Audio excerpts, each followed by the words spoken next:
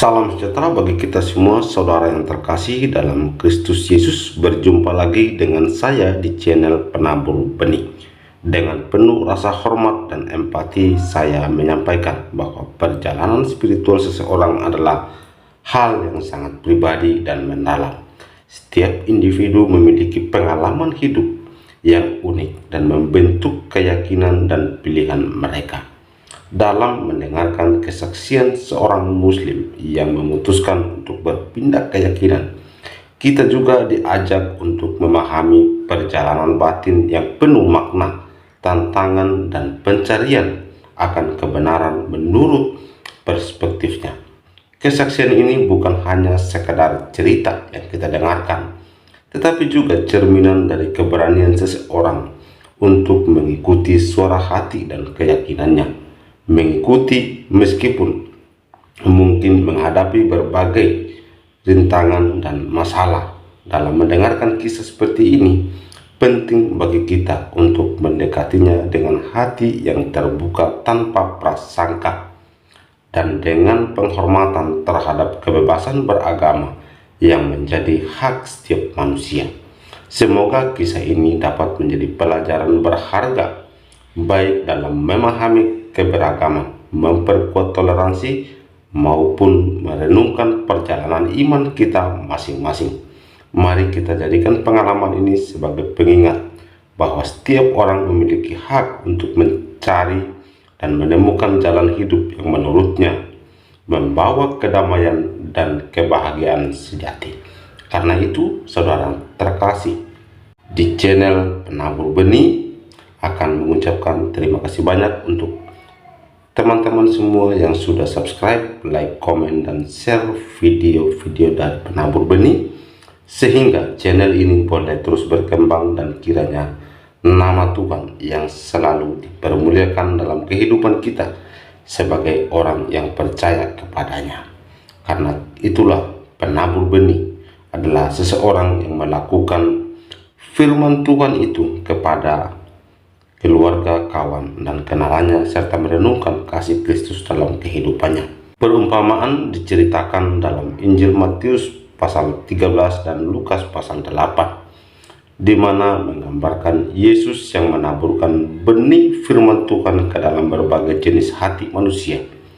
Hati yang seperti pinggir jalan dirampas iblis, hati berbatu yang hanya sementara menerima firman, hati berduri yang terhimpit kesibukan duniawi, dan hati tanah subur yang mengerti firman dan berbuah.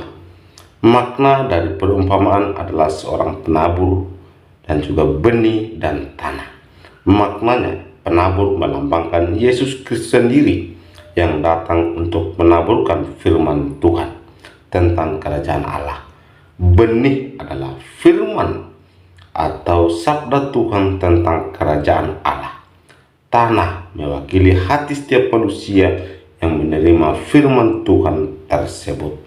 Tanah di pinggir jalan, benih di sini adalah orang-orang yang mendengarkan firman tetapi tidak memahaminya, sehingga iblis mengambil firman itu dari hati mereka dan mereka tidak sampai percaya atau diselamatkan.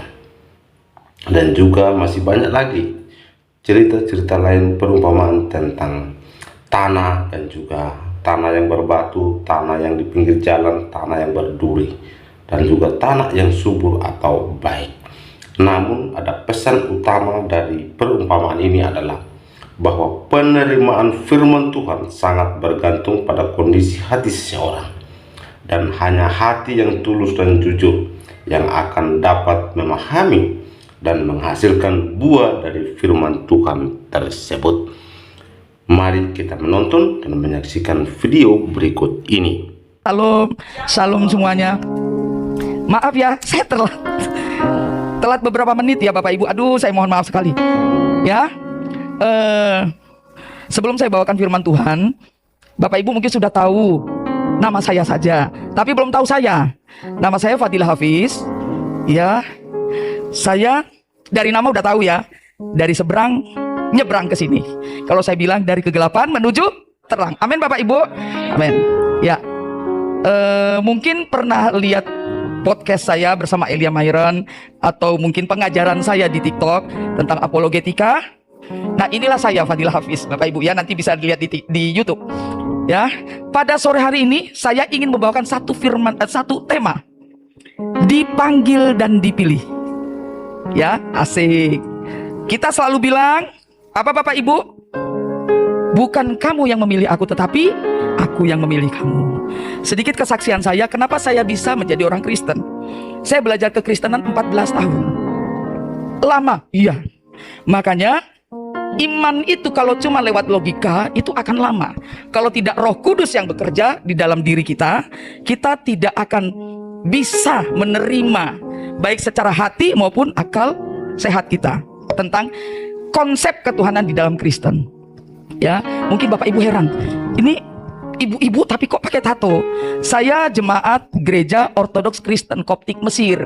Jadi tradisi kami itu setiap orang yang sudah jadi Koptik, Ortodoks Kristen Koptik itu dikasih tato. Tradisi aja Bapak Ibu.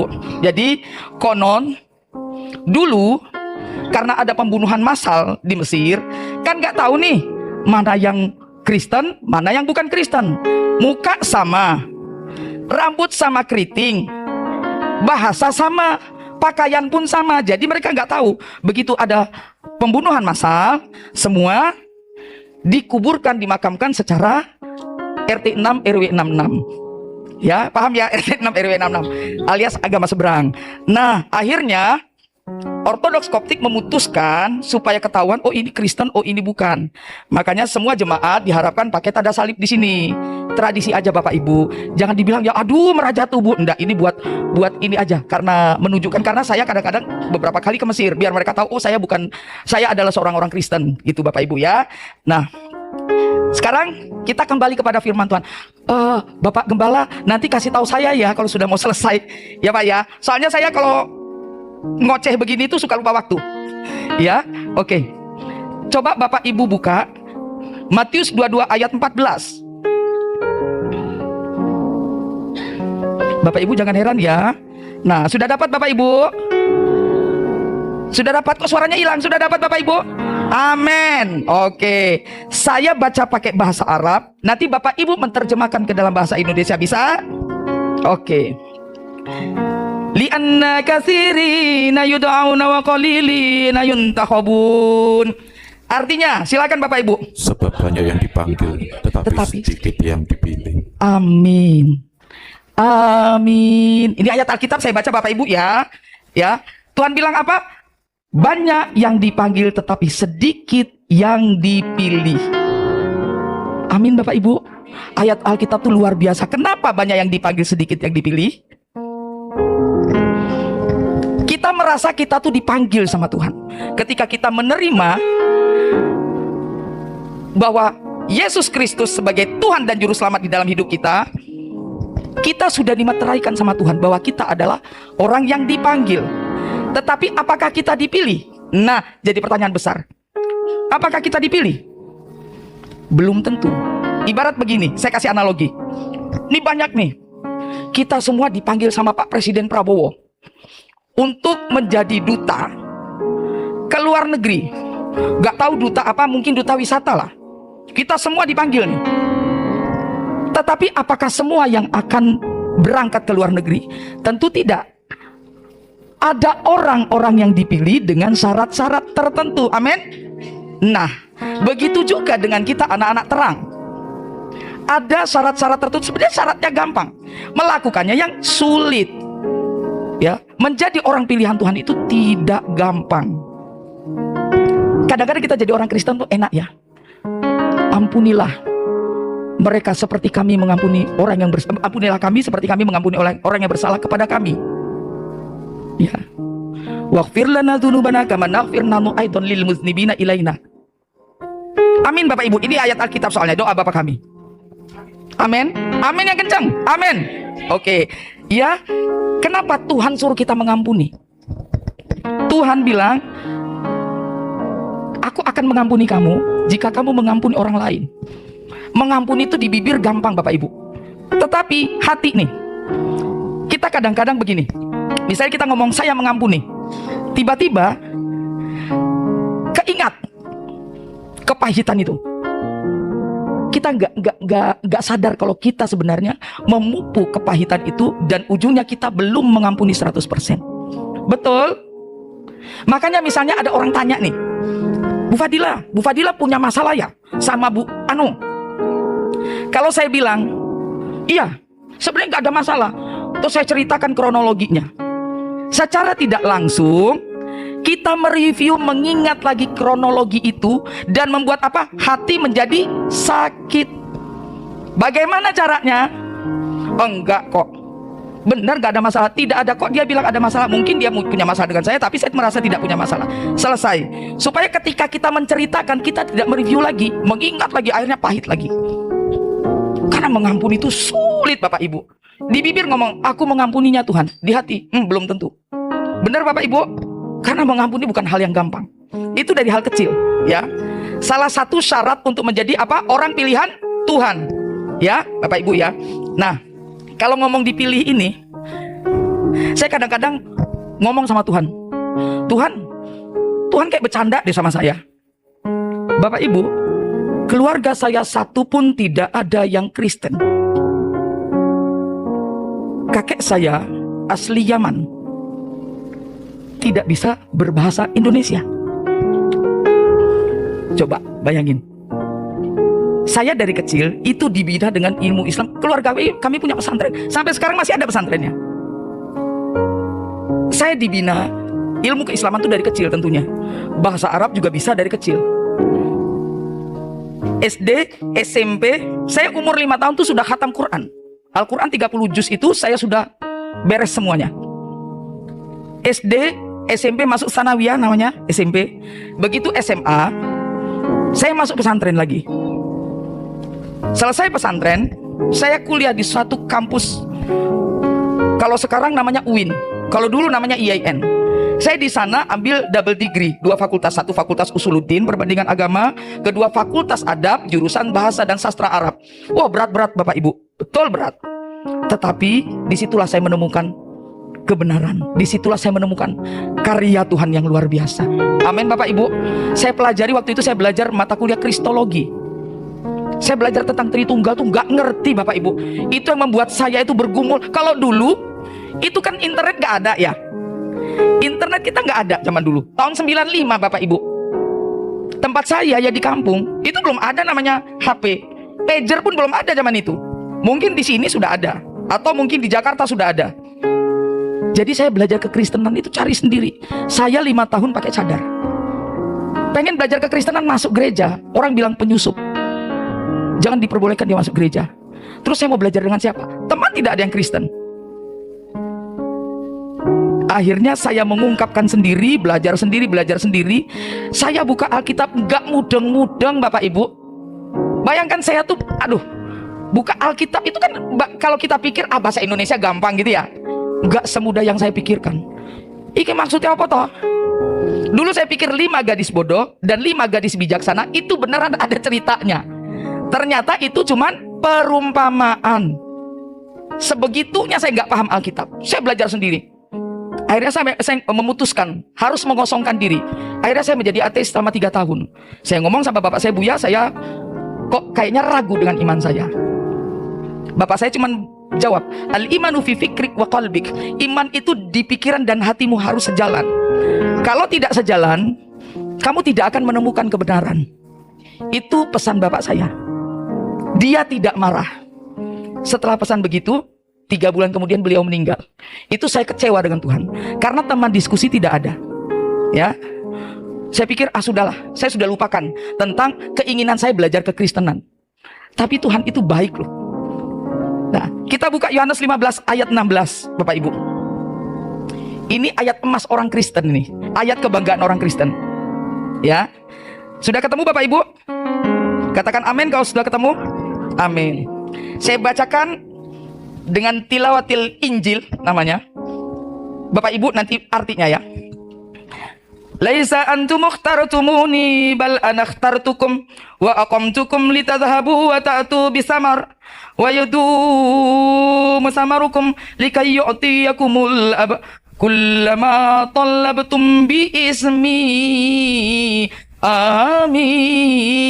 Silakan artinya. Bukan kamu yang memilih aku, Tetapi akulah yang memilih kamu. dan aku telah menetapkan kamu supaya kamu pergi dan menghasilkan buah, dan buahmu itu tetap, supaya apa yang kamu minta kepada Bapa dalam nama maku diberikannya kepada. Amin Bapak Ibu. Baca Alkitab jangan setengah-setengah Bapak Ibu. Kita selalu cuman sampai apa? Bukan kamu yang memilih aku, tetapi aku yang memilih kamu. Sudah sampai di situ. Padahal ayat berikutnya apa? Tuhan bilang, dan aku telah menetapkan kamu supaya kamu apa? Pergi. Lalu apa? Menghasilkan buah, dan buahmu itu tetap. Supaya apa kata Tuhan? Supaya yang kamu minta kepada Bapakku dalam namaku, kata Tuhan Yesus, diberikannya kepadamu. Amin Bapak Ibu. Jadi baca jangan sampai setengah-setengah. Kalau mau jadi orang pilihan Tuhan, baca kalimat berikut, dan aku telah menetapkan kamu. Kalimat berikutnya apa? Kamu pergi dan menghasilkan buah. Nah ini nih, buah itu tidak cuma jiwa. Sekali lagi, buah itu tidak cuma jiwa, tetapi buah itu dalam diri kita ini. Kita coba buka Roma 12 ayat 2. Ya, Bapak Ibu bisa buka Roma 12 ayat 2. Yuk, Roma 12 ayat 2. Sudah ketemu? Oke, silakan baca Bapak Ibu. 3, 2, 1. Janganlah kamu menjadi serupa dengan dunia ini, tetapi berubahlah oleh pembaharuan budimu, sehingga kamu dapat membedakan manakah kehendak Allah, apa yang baik dan yang berkenan kepada Allah, dan yang amin.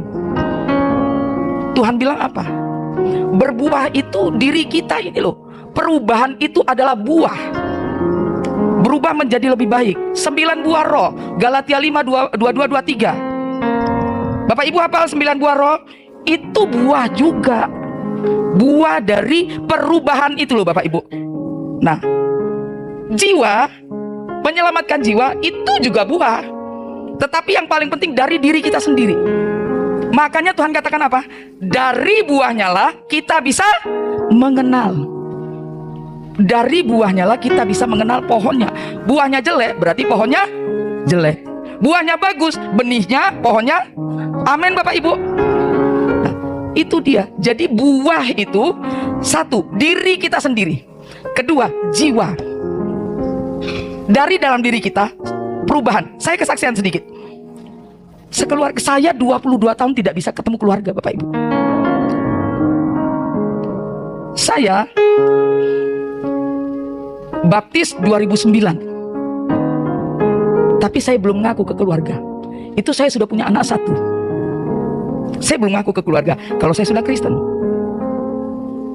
Sampai saya punya anak 2. Anak kedua saya itu usia 1,5 tahun waktu itu, 2014. Satu kali saya ke gereja, ada firman Tuhan mengatakan, jika kamu menyangkal aku, maka aku akan menyangkal kamu di depan Bapakku di sorga. Itu saya gemetaran dan saya takut. Di saat itulah saya gak bisa tidur. 2014 akhirnya saya memutuskan untuk memberitahu keluarga, terutama suami saya, kalau saya sudah lock out dari iman yang lama. Saya sudah pikirkan resikonya. Diusir, dipisah dengan anak-anak saya masih kecil. Ya, pekerjaan pasti akan kena imbas, dan itu sudah saya pikirkan. Tetapi saya percaya burung pipit di udara Tuhan pelihara, apalagi kita manusia. Amin Bapak Ibu. Itu iman saya. Akhirnya saya ngomong, dan tahu Bapak Ibu, saya diusir. Saya selama 5 tahun Bapak Ibu tidak bisa ketemu dengan anak-anak saya. Dan ketika saya diusir, saya nggak tahu ternyata saya itu sedang hamil 2 bulan. Bisa dibayangkan, saya harus keluar dari kota itu menuju kota yang saya tidak kenal sama sekali. Kalau saya ngelihat pekerjaan Tuhan atas hidup saya, itu saya tidak pernah, Tuhan kok bisa gini ya? Tuhan kok senengannya gojek tok karo aku, basa Jawa nih. Kok senengannya kok bercanda ya sama aku? Itu tidak selesai Bapak Ibu. Di kota yang baru saya satu pun tidak kenal orang, adalah saudara saya, tidak mungkin ke saudara saya. Otomatis saya dipersekusi. Akhirnya saya kerja serabutan. Waktu itu sedang ngandung 2 bulan. Kerja serabutan Di usia kandungan saya 3 bulan, om saya bisa nemuin saya. Ya. Kemudian gak lama, seminggu setelah itu, saya diciduk 10 hari 10 malam di ruang kecil. Saya nggak tahu apa itu keluarga saya apa bukan. Saya tidak mau suzon. Maaf kata, buang air besar, buang air kecil di situ, nggak dikasih makan. Saya cuma bilang, Tuhan, nek misalnya aku modern neng kene ya wis ben. Paling ndak jasadku dibuang ke laut. Itu aja pikiran saya. Tetapi rohku tetap hidup kekal bersamamu. Amin Bapak Ibu. Yang saya imani apa? Hidup bagi Kristus, mati adalah keuntungan. Amin. Cuman itu yang saya pikirkan. Tetapi Tuhan gak mau saya sampai di situ. Gimana caranya Tuhan? Akhirnya saya bisa keluar dari tempat itu. Jadi orang Kristen gak ada enak-enaknya. Kenapa saya bilang begitu? Saya pernah ditolak gereja. Pernah. Nangis saya 1,5 tahun saya tidak mau ke gereja.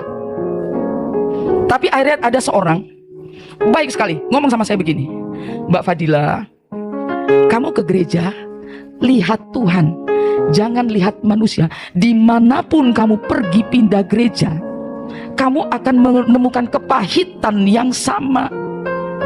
Karena itu manusia, kamu lihat Tuhan. Di situ saya balik lagi ke gereja Bapak Ibu.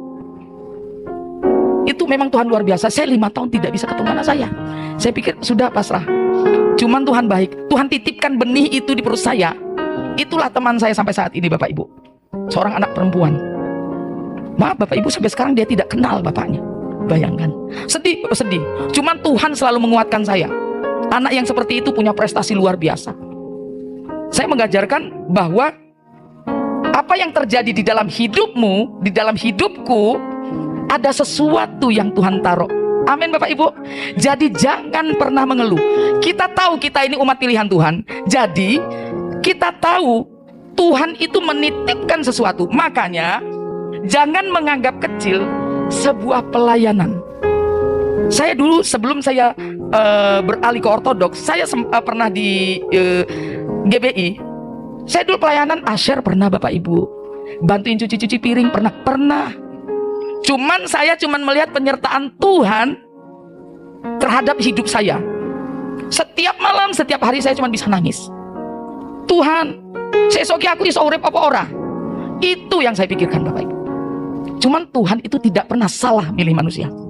Milih kita tuh Tuhan tidak pernah salah. Yang salah adalah kita tidak pernah peka atas panggilan Tuhan. Saya ulangi, Tuhan tidak pernah salah memilih kita. Amin Bapak Ibu. Jadi kita harus bangga jadi orang Kristen. Tetapi kita peka atau tidak dengan panggilan Tuhan. Saya dulu Bapak Ibu, saya pikir ya, saya sudah buang itu bahasa Arab. Kitab-kitab saya yang dulu saya anggap tidak butuh lagi. Bahasa ini sampah. Saya anggap semua ini udah gak ada guna. Yang saya pelajari cuma Alkitab saja, firman Tuhan saja. Saya fokus di situ. Dan kebetulan saya ini pemain musik juga dan penyanyi. Kebetulan. Karena dulu saya ini pernah juara musabaqah tilawatil Quran Bapak Ibu. Ya. Itu saya pikir panggilan saya, aku panggilanku cuma di musik. Saya pikir begitu. Hal-hal yang lama saya tinggalkan dan anggap sampah. Tahu Bapak Ibu, saya kalau bicara tentang kebaikan Tuhan dan panggilan Tuhan atas hidup saya, itu merinding sendiri saya. Saya diminta ngajar apologetika yang saya buta sama sekali. Ternyata yang saya anggap sampah dan saya buang jauh-jauh, itu yang Tuhan taruh di hidup saya. Dan itu yang Tuhan minta saya untuk melakukan sesuatu lewat yang aku anggap tidak berarti. Jadi Bapak Ibu ya, sekecil apapun yang kita rasakan, yang kita alami, ingat Bapak Ibu, ada sesuatu yang Tuhan taruh di situ.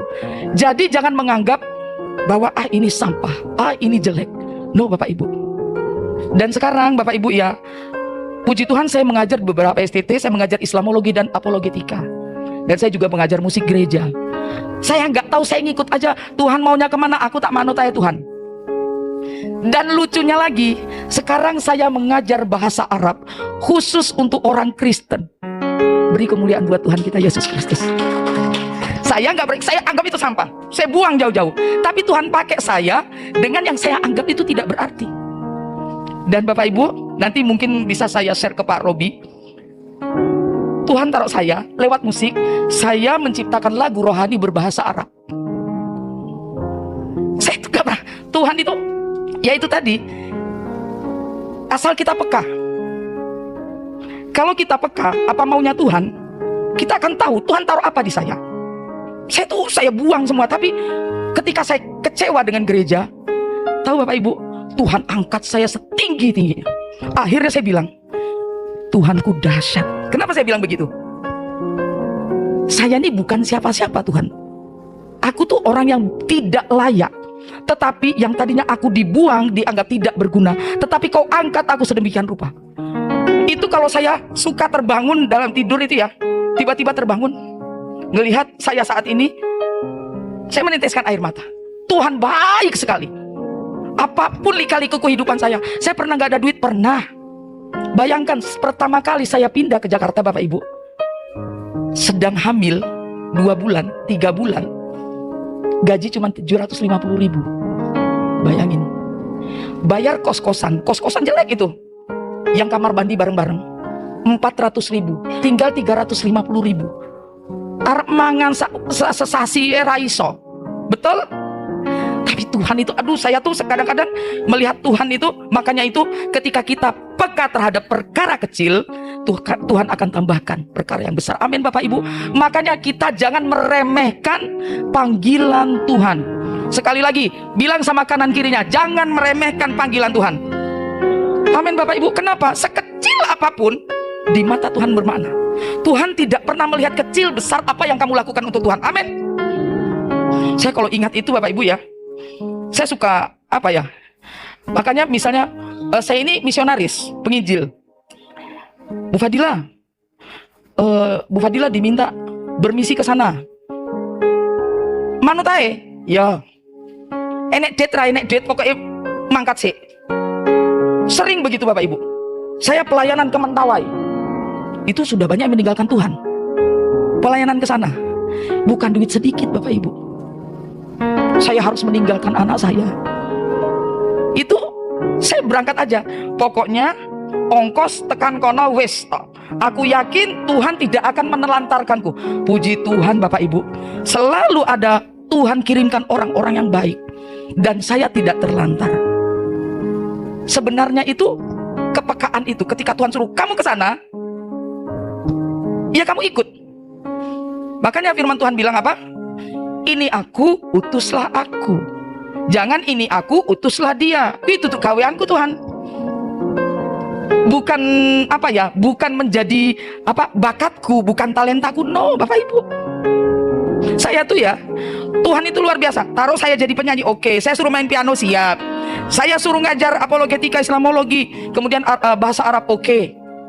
Saya suruh ngajar sejarah gereja, oh siap.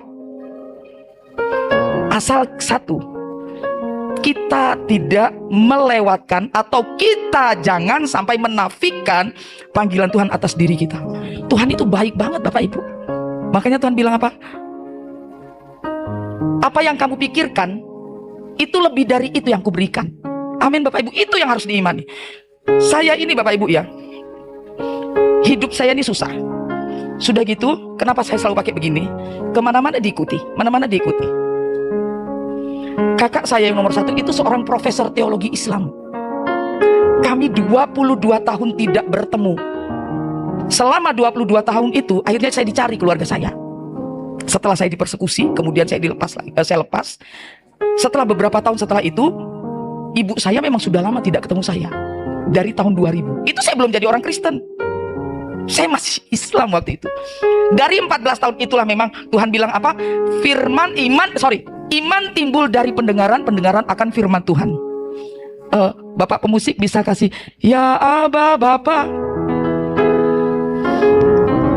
Ini punya sejarah luar biasa lagu ini. 14 tahun saya belajar. Satu ketika saya diminta, Miss Fadila, boleh nggak? Miss kan bukan Kristen ya. Saya minta tolong Miss ngajarin anak saya lagu ini. Anak itu kelas 1 SD.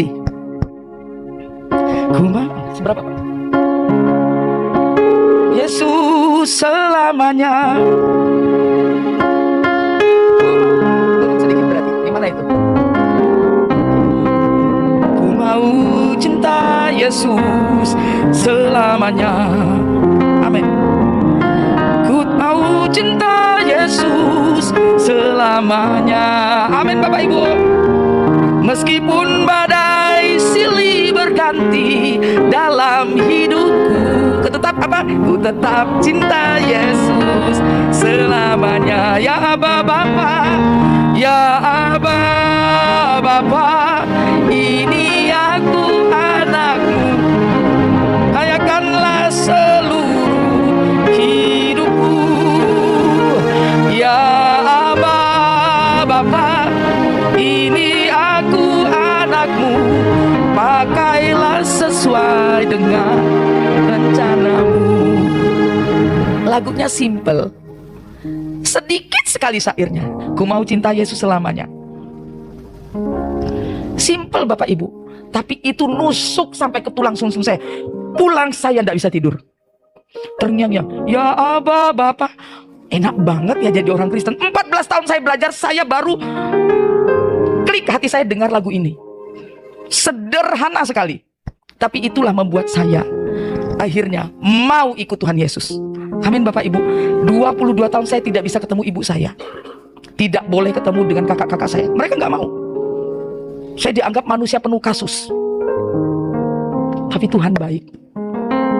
Satu ketika ibu saya suruh orang, carilah Fadilah, bagaimanapun itu darah dagingku. Akhirnya ami saya, om saya tuh mencari saya sama adik saya sampai ke Jakarta. Ketemulah dengan saya. Akhirnya kami ngobrol, kita tabayun, kemudian Islam berdamai dan segala macam. Ya sudah, dia datang ke rumah saya Bapak Ibu. Terus kami nyanyi-nyanyi. Dia tahu lagu saya sangat viral waktu itu. Haina izin qala lahu buturus nahnu qad tarakna kulla syai likainat baka ifa madza sayakunu lana. Itu saya gubah dari Matius 19 ayat 27 sampai 30. Bisa dibuka Bapak Ibu. Itu syairnya amat sangat menyentuh.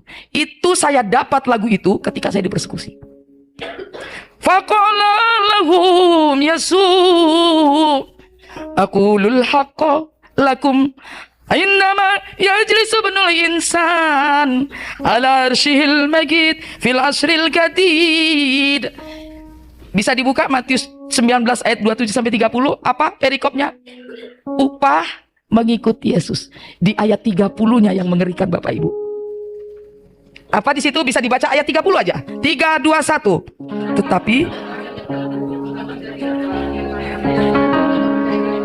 amin Bapak Ibu. Jadi Bapak Ibu makanya harus tetap setia sama Tuhan. Jangan ketinggalan dengan saya Kristen newbie, Kristen pendatang baru. Karena Tuhan bilang apa? Yang terdahulu menjadi terkemudian, yang terkemudian menjadi terdahulu. Nah, ngeri nggak Bapak Ibu? Ngeri. Artinya kedewasaan rohani Tuhan tidak lihat seberapa lama kamu menjadi orang Kristen. Amin. Itulah yang Tuhan taruh. Om saya bingung, kok om saya tahu lagu ini. Ternyata lagu itu viral di Mesir waktu itu, tahun 2022. Dia nyanyikan itu. Tolong mainkan pianonya. Saya mainkan, dia nyanyikan. Saya berurai air mata Bapak Ibu. Saya cuma minta Tuhan lembutkan hati keluargaku, bisa menerima aku kembali. Itu aja permintaan saya. Tapi Tuhan kasih lebih. Akhirnya di bulan Juni 2022 saya kembali pulang. Ibu saya memeluk saya, menangis. Dia bilang, kamulah satu-satunya anakku yang selalu tidak pernah tidak mengangkat teleponku. Cuma ngangkat telepon doang. Orang tua itu kan begitu, senangnya minta ampun. Dan Bapak Ibu, bukan cuma itu. Awalnya diskusi alot, kenapa kamu memilih Kristen? Ya saya harus menjawab dong. Alot diskusinya. Setelah itu, apa yang saya sampaikan masuk akal mereka. Akhirnya mereka bilang, sama Fadilah sekarang gak usah inilah, gak usah diskusi iman. Kenapa? Nanti kita yang murtad katanya. Akhirnya sampai sekarang mereka gak berani Bapak Ibu untuk bertanya tentang iman saya. Tahu Bapak Ibu, gak cuman itu yang Tuhan kasih ke saya. Saya juga kadang-kadang tuh Tuhan tuh lucu. Kakak-kakak saya, adik-adik saya, biasa ya, kami 7 bersaudara. Konflik keluarga biasa ya Bapak Ibu ya. Mereka konflik, saya ini anak tengah. Curhatnya ke saya. Kakak saya yang nomor 1 itu profesor Bapak Ibu, profesor teologi Islam. Kurang apa? Curhat ke saya ngomong, kalian ini kok curhat sama orang kafir? Iya toh? Tahu di luar dugaan kakak saya menjawab apa? Di kitab kita kan, di kitab kami kan dikatakan, jika kamu menemui suatu masalah dan itu tidak ada penyelesaiannya, maka bertanyalah dengan ahlul kitab. Kamu kan ahlul kitab. Saya diam Bapak Ibu. Keren kan Tuhan kita? Karena apa? Kasih karunia-Nya itu loh. Apa yang saya pikirkan kan, saya cuma pengen keluarga terima saya sudah beres. Tapi sampai sekarang Bapak Ibu, di April kemarin ibu saya meninggal. Setelah itu kakak saya ditahbiskan jadi profesor. Saya diundang pulang. Kakak saya pamer, ini adik saya, dia sekarang sedang kuliah master teologi Kristen. Dipamerkan. Di mana? Di kampus UIN. Itu kalau bukan karena Tuhan Bapak Ibu, karena bukan kasih karunia Tuhan, saya gak akan bisa sampai sebegitunya. Dan lucu lagi, kakak-kakak saya itu kalau sekarang tuh bikin video di IG gitu-gitu ya, di TikTok, itu backsoundnya apa? Goodness of God. Dia mengerti, dia peduli, profesor teologi Islam. Kepikiran gak saya? Enggak sama sekali. Tidak pernah kepikiran di saya sama sekali. Tuhan hebat ya. Amin Bapak Ibu. Makanya segala sesuatu yang Tuhan taruh di diri kita, jangan pernah kita sangkal. Tetap setia dan tetap peka sama panggilan Tuhan. Saya di grup keluarga sering dikatain begini, hei kafir. Saya marah, enggak. Adik saya tanya, Ukti, ente dikatain kafir kok gak marah? Saya bilang, oh gak apa-apa. Kenapa? Kafir itu artinya kaya firman. Amin Bapak Ibu. Gitu dong. Jadikan sebuah cacian makian itu berkat buat kita. Gitu. Kalau sama Fadila gak bisa lah kita ini kita tanya jawab katanya gitu. Ya kan? Gak apa-apa mereka bilang kafir, biarin aja. Iya dong, kami kan kaya firman. Karena Kristen sendiri sejarahnya adalah sebuah ejekan. Ya. Terus saya suka dibilang, kalau di para apologet sekarang kan ada dibilang, dasar oten. Oten itu artinya orang Kristen. Saya bilang sama anak-anak rohani saya, jangan marah dikatain oten. Seakan-akan negatif. Enggak. Tahu nggak arti oten? Otentik. Amin Bapak Ibu. Kita bukan barang palsu. Amin. Jadi jadikan makian orang itu menjadi berkat buat kita. Beri kemuliaan buat Tuhan kita Yesus Kristus. Kalau bukan karena bimbingan Roh Kudus, nggak bisa saya jawab begitu Bapak Ibu. Benar? Itu semua karena Roh Kudus. Ya. Jadi artinya kita ini dipanggil, kita harus peka. Tuhan mau apa dalam diri kita? Kadang-kadang saya kok saya bisa ngomong gitu ya? Muncul aja tuh di grup WA gitu. Sekarang itu ya, keluarga saya itu dulu Natal mana pernah mau bilang selamat Natal. Sekarang setiap Natal, oh puji Tuhan, Idul Milad Said Yesus Al-Masih, selamat Natal buat kamu. Terus dia langsung bilang kirim kado Natal untuk anak saya. Keren nggak? Keren. Padahal saya tuh tidak banyak berbuat apa-apa, cuman mereka minta bantu apa gitu, tenaga apa pikiran, ya saya cuman memberikan masukan dan itu mereka terima. Ya puji Tuhan. Artinya kasih Kristus yang menempel di kita itu harus kita jaga. Amin Bapak Ibu. Jadi orang Kristen itu gak enak, salah sedikit, orang Kristen kok kayak gitu, betul? Melenceng sedikit, orang Kristen kok kayak begitu. Gak ada orang Kristen begitu.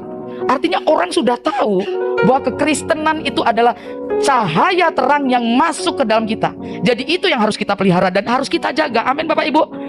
Nah, jadi saya mau bilang bahwa panggilan, saya tuh dulu iseng orangnya. Saya tuh suka iseng, suka debat, suka nyusup-nyusup, ketemu anak-anak pesantren, ketemu anak-anak UIN, diskusi kecil-kecilan. Kemarin ada yang telepon saya, seorang perempuan, dia tamatan Fakultas Tarbiyah. Udah tau lah dari namanya Fakultas Tarbiyah pasti tamatan dari mana. Tahu Bapak Ibu, ngajak diskusi saya. Terus dia bilang, Umi boleh nggak kiranya aku mau katekumen. Katekumen itu mempelajari kekristenan. Coba Bapak Ibu, tamatan pesantren, kemudian tamatan kampus Islam, Fakultas Tarbiyah, prodinya apa? bahasa Arab. Bisa gitu. Kalau secara pikiran kita gak mungkin. Saya cuma ngelihat diri saya. Oh, saya aja dulu kayak gitu. Kuatnya iman saya yang dahulu. Tetapi Tuhan bisa balikkan itu semua. Amin Bapak Ibu. Bapak Ibu mungkin gak percaya. Saya itu pelayanan sampai ke pesantren Bapak Ibu. Kaget kan? Pesantren terbesar di Jawa Barat. Pernah saya masukin dan kami bikin KKR Natal di sana. Beri kemuliaan buat Tuhan kita Yesus Kristus. Keren nggak? Itu adalah panggilan Tuhan kontekstual. Mereka telepon saya, Umi bisa nggak kiranya bikin KKR Natal di sini? Kemudian nanti Umi bacakan ayat Alkitab yang bahasa Arab. Kemudian nyanyikan lagu Malam Kudus dengan bahasa Arab. Siap. Saya cuma bilang gitu doang. Dan setelah itu apa Bapak Ibu? Mereka bilang, Umi Fadila, punya nggak Alkitab berbahasa Arab? Oh punya. Mereka minta saya bagikan. Yang minta siapa? Orang pesantren.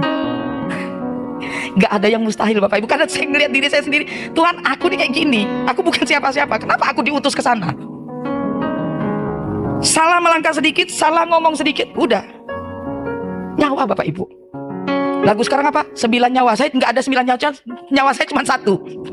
Amin Bapak Ibu. Tapi Tuhan dahsyat ya, dahsyat. Amin. Saya diminta, nah nanti tahun depan mereka akan bikin KKR lagi di 28 Januari. Saya diminta lagi untuk mengisi KKR di sana. Suruh bacakan ayat Alkitab berbahasa Arab dan beberapa lagu berbahasa Arab, lagu rohani bahasa Arab. Saya dulu pikir bahasa Arab tuh aduh, udah bukan, maksud saya itu sampah. Saya pikir tadinya begitu. Ternyata Tuhan pakai dari situ untuk saya bisa menyelamatkan jiwa-jiwa. Amin Bapak Ibu.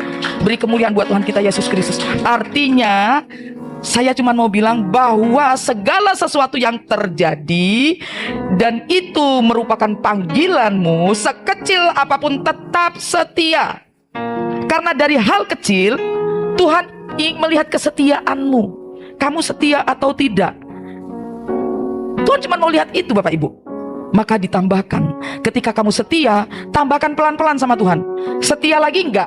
Intinya Tuhan minta kita apa? Bertanggung jawab. Amin. Tanggung jawab itu penting. Oke, kita lanjut ya Bapak Ibu ya. Nah, mengenal panggilan Tuhan menjadi orang pilihannya.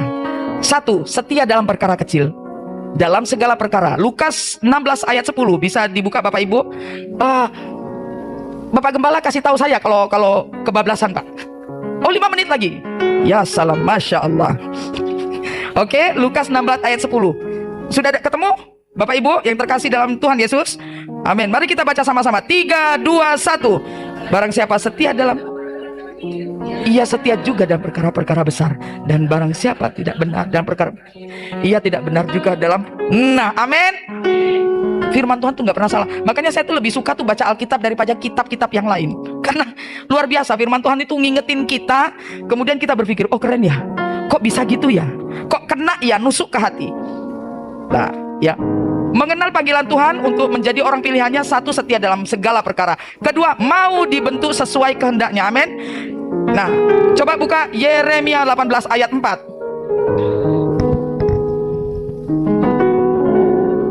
Sudah ketemu Bapak Ibu? Amin. 3, 2, 1. Apabila bejana yang sedang dibuatnya dari tanah liat di tangannya itu rusak, maka tukang periuk itu mengerjakannya kembali menjadi bejana lain menurut apa yang baik pada pemandangannya. Amin Bapak Ibu. Jadi itu proses. Jatuh bangkit lagi itu biasa. Dikira saya nggak pernah jatuh bangun. Jatuh bangun aku ngejar Tuhan. Amin. Ya. Jatuh bangun itu biasa, itu proses. Kayak orang membuat bejana, rusak nih, jelek, ulang lagi prosesnya. Mau dari awal kek atau mau diteruskan kek, itu proses. Jatuh bangun itu biasa dalam kehidupan. Itu proses kita untuk kita mau dibentuk Tuhan. Kadang-kadang kita nih udah baper duluan. Ah Tuhan aku capek, udahlah Tuhan aku mundur aja dari pelayanan.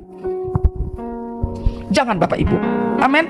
Saya pikir dulu jadi orang Kristen gampang. Seminggu sekali ibadah wes. Baru mulai. Pikiran saya begitu. Ternyata tidak cuma di situ. Kita harus ikut komsel supaya apa? Rohani kita terus bertumbuh. Amin. Oke, selanjutnya harus banyak berdoa dan memohon ampun. Ya, keempat kita harus mau berubah. untuk bisa kita mengenal dan menjadi orang pilihan Tuhan, harus mau berubah. Dan yang terakhir ini sangat penting, yaitu apa? Menjaga kekudusan. Kalau kita tidak menjaga kekudusan, kita tidak akan pernah peka dengan panggilan Tuhan. Amin Bapak Ibu. Ayat terakhir 1 Petrus 1 ayat 14 sampai 16. Silakan Bapak Ibu dibuka, kita baca ayat terakhir ya Bapak Ibu ya. 1 Petrus 1 ayat 14 sampai 16. Udah ketemu? Amin. 3, 2, 1. Hiduplah sebagai anak-anak yang taat, dan janganlah turuti hawa nafsu yang menguasai kamu pada waktu kebodohanmu. Tetapi hendaklah kamu menjadi kudus di dalam seluruh hidupmu, sama seperti Dia yang kudus, yang telah memanggil kamu. Yang terakhir, sebab ada tertulis, kuduslah kamu, sebab aku kudus. Amin Bapak Ibu. Kekudusan itu bukan hal yang namanya perzinahan. Pikiran, mata, ucapan juga harus dijaga. Jangan sampai ucapan kita itu mengeluarkan kata-kata kotor. Karena Tuhan bilang apa? Segala sesuatu yang masuk ke dalam mulutmu, tidak ada yang haram. Tetapi yang keluar dari mulutmu, apa itu? Caci maki, perkataan-perkataan yang tidak berguna, menyakiti orang lain, perkataan-perkataan, ucapan kotor, itu juga melanggar kekudusan. Amin Bapak Ibu. Sekian firman Tuhan yang saya sharingkan kepada Bapak Ibu pada sore menjelang malam hari ini. Kita sama-sama belajar bahwa firman yang keluar tidak akan kembali dengan sia-sia. Dan saya berdoa dan berharap besar bahwa ini bisa menjadi perenungan kita semua, bahwa harus peka pada panggilan Tuhan supaya kita menjadi apa? Umat pilihan Tuhan. Amin Bapak Ibu. Amin. Tuhan Yesus memberkati. Haleluya, puji nama Tuhan. Saudara yang dikasih Tuhan, demikian video kesaksian yang kita sudah dengarkan secara bersama-sama. Semoga melalui kesaksian ini boleh menjadi berkat bagi kita semua, dan Tuhan Yesus yang dimuliakan dan diagungkan, di mana kebesaran Tuhan telah dinyatakan oleh banyak orang, dan Tuhan mengubah hati pikiran mereka dari yang gelap menjadi terang di dalam kasih dan anugerah Kristus. Selain kita mendengarkan kesaksian, saya juga membagikan satu bagian firman Tuhan yang terdapat di Lukas pasal 18 ayat 18 sampai 27 menyatakan demikian. Lembaga Alkitab Indonesia memberikan satu judul, orang kaya sukar masuk kerajaan Allah. Ayat 18. Ada seorang pemimpin bertanya kepada Yesus, katanya, "Guru yang baik, apa yang harus aku perbuat untuk memperoleh hidup yang kekal?" Jawab Yesus, "Mengapa kau katakan aku baik? Tak seorang pun yang baik selain daripada Allah saja. Engkau tentu mengetahui segala perintah Allah. Jangan berzina, jangan membunuh, jangan mencuri, jangan mengucapkan saksi dusta, hormatilah ayah dan ibumu." Kata orang itu, "Semuanya itu telah kuturuti sejak masa mudaku."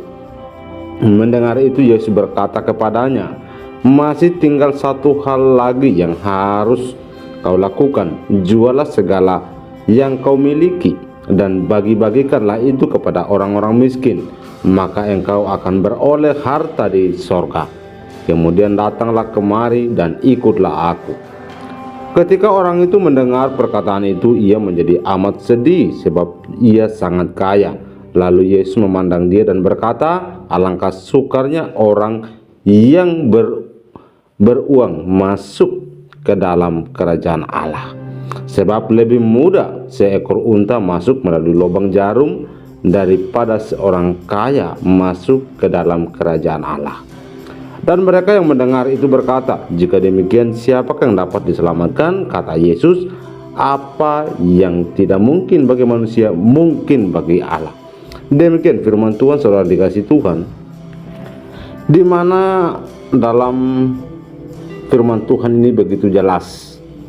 Tuhan menginginkan orang yang sukar sekali untuk memberi dan bahkan memiliki banyak harta, tetapi mereka sulit untuk memberi atau mengasihi sesama.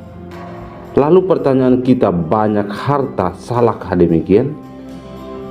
Dan mari kita simak, dan saya akan membagikan beberapa alasan dari pernyataan firman Tuhan ini yang begitu jelas bagi kita semua. Lubang Jarum adalah sebuah nama pintu gerbang yang sangat kecil di Yerusalem. Nama seekor unta yang bisa lewat itu pun tanpa muatan. Jika seseorang ingin masuk melalui pintu ini, ia harus melepaskan semua barang bawaannya agar dapat masuk ke dalam. Yesus menyatakan alangkah sukarnya orang yang memiliki banyak harta masuk ke dalam kerajaan Allah. Sebab lebih mudah seekor unta masuk melalui lubang jarum daripada seorang kaya masuk ke dalam kerajaan Allah. Ayat 24 dan 25 yang kita baca tadi. Tuhan Yesus mengungkapkan hal ini setelah selesai berbicara dengan seorang pemimpin yang kaya raya. Pemimpin itu bertanya kepada Yesus bagaimana beroleh hidup kekal, karena pada masa mudanya dia sudah melakukan perintah-perintah Allah. Namun Tuhan Yesus menjawab dengan tegas, kata Yesus, tinggal satu kekuranganmu, jualah segala yang kau miliki itu dan bagi-bagikanlah itu kepada orang-orang miskin, maka engkau akan memiliki harta di sorga. Kemudian datanglah kemari dan ikutlah aku. Mendengar perkataan Yesus ini, pemimpin itu amat sedih. Sepertinya ia tidak siap menjual apa yang dimilikinya. Mungkin dia sangat berjerih payah mengumpulkan hartanya sehingga sulit untuk berbagi. Untuk sebagian orang, kaya adalah ukuran kesuksesan. Tidak kaya berarti tidak sukses. Orang yang tidak kaya dianggap orang rendahan, sehingga banyak orang mengejar kekayaan demi gengsi dan harga diri. Lebih parahnya lagi, kekayaan menjadi tuan, sehingga orang bergantung pada kekayaannya dan bukan pada Tuhan. Ada anggapan yang menyatakan demikian, dengan kekayaan orang bisa melakukan apa saja, dan itu mungkin kita sering kali mendengar. Hal itu kurang tepat sebenarnya. Tidak salah menjadi kaya, namun kekayaan tidak untuk dinikmati sendiri. Ini perlu dibagi-bagikan supaya ada harta kita di sorga. Harta dunia memang tidak menjamin hidup kekal, namun berbagi merupakan kehidupan, gambaran kehidupan di kerajaan Allah. Lepaskanlah kekayaan, kesombongan, dan harga diri.